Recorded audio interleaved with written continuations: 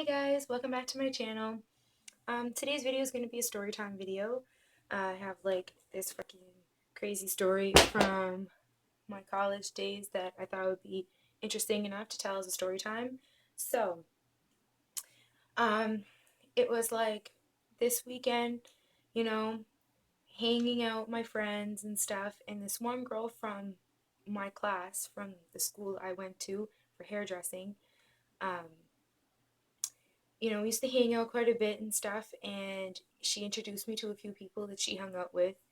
And let's just call this girl Kelly. All right, well, Kelly was kind of a funny girl where she was so in love with her boyfriend, but then break up with her boyfriend and kind of hook up with his cousin, which they were close and like all lived together on one street. And she was going back and forth between these two guys, right? So, anyways, she ends up going and taking me to hang out one night with this guy that she's the cousin, which we're gonna call him Bob. Well, she is more into Bob now than Fred, which was the first fella.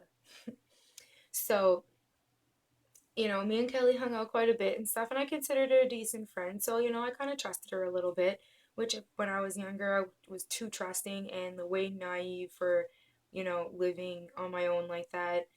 And so I let them come and hang out at my place. So she comes with her and this guy Bob and their friend. Well, Bob's friend, this other guy. Now these guys are older than us. I'm not sure how old Bob was exactly, but I know that like his friend was like 32 or something like that. Definitely 30, 31, 32, something like that. So of course, this guy don't know me, and he's trying to like hook up with me and stuff. And like I'm 18 at the time, don't know him, not having it whatsoever. And so I'm just like kind of being nice and entertaining, but at the same time, my kitty. At the same time, I'm you know being like no. So we live in the same apartment building. We lived in a motel that rented rooms for the people that went to my school on top of being like a regular motel. So she decides that she wants to go with her boyfriend at the time, Bob, down to her place for a little bit.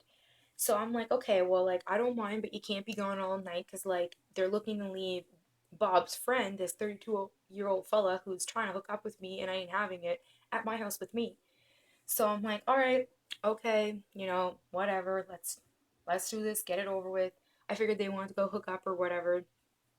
So the time's passing by, and I'm trying to get a hold of my friend Kelly, and be like, all right, come back up, or like I'm sending this guy to you, like I'm done, like whatever. I was over it. So, anyways, it gets harder. Like she's not really answering her phone right away and stuff, and then the other guy, Fred, somehow finds out that her and Bob are like together right now and all this, and tells these other people, which is like the girlfriend and whatnot of this guy that's at my house with me at the time. So all of a sudden, I'm getting phone calls from these people who, like I said, I was 18 and they were like 32, like 30, 31, 32. So like they're like, 10, 12, 14 years older than me.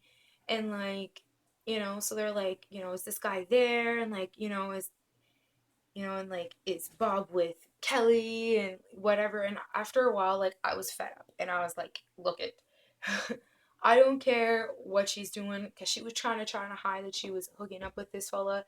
So I was just like, listen, Kelly is there with Bob. They're at her house. This fella's here. I don't know him. I want him to leave. And then when they find out that this fella's at my house along with me, well, they freak out like I'm trying to hook up with this guy. Well, like that ain't the case, and that wasn't happening. So I'm like, well, I don't know what the hell to tell you is, and like, I'm starting to get mad. They're starting to get mad. They threaten to come to my house, a group of women that are like 30 years old, and beat me with a fucking crowbar, and like told me that they knew where I lived and stuff, and like all this. And they got my number from somehow, and I don't even know how they got my number to my apartment. So, anyways, a little bit of time passes by, and I'm still trying to get this guy to leave, and like it's getting later and later to where like this night progressed from like late, you know, late evening to like middle of the night to like the next morning, where like it's turning daylight, and I'm still trying to get rid of this kid out of my apartment. So, these girls are still calling me and like, what's going on? What are you doing? And all this. So eventually they're like, call the cops on him. If he won't leave, call the cops on him, make him leave. So I'm like, okay, that's what I'll do. If that's what you want me to do, that's what I'm gonna do. Cause like really I'm not a person to like call the cops or anything like that, or cause a huge, problem over something that I could try to handle on my own. But like, I was living on my own, away from home, and didn't know these people. They were a lot older than me, and like I was kind of intimidated. So I was like, all right, that's what I'm gonna do. So I call the cops, get the cops in line, tell them there's somebody at my house that won't leave, da da da. So they come, and I go out to talk to the cops and tell them. And I think by this time, I think I talked the fella out of my house because I told him the cops were coming, and he had like went and sat on like the steps that, because like I lived up top on the balcony, so you'd walk across the balcony and go down the stairs, and I think he was like somewhere there possibly. So the cops come and I go out to talk to them, and then I come back in, and when I get back in, my phone rings. Well, it's this girl again asking me if I went to talk to the cops and if this fella's leaving. And I told her that I had, and that he should be leaving like soon, that the cops are dealing with him and whatever and trying to get him to go. And she's like, yeah, well, I knew that you went outside because I have people watching you. And like, knew when I was going out to talk to the cops and outside and back. And like, that's how she knew to call me and that I was in the apartment because she had people watching me at my house and calling her because she didn't live, I don't think, right on top of where I live. I think she lived about 20, 30 minutes away. So, it wasn't far if she really wanted to come and like beat the crap out of me with a crowbar. But, far enough that like probably didn't want to like come just to spy on me. So she had people, I guess, that she knew in my part of town to do that.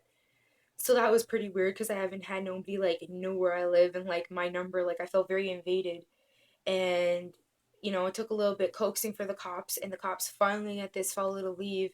And like I was so over it and done.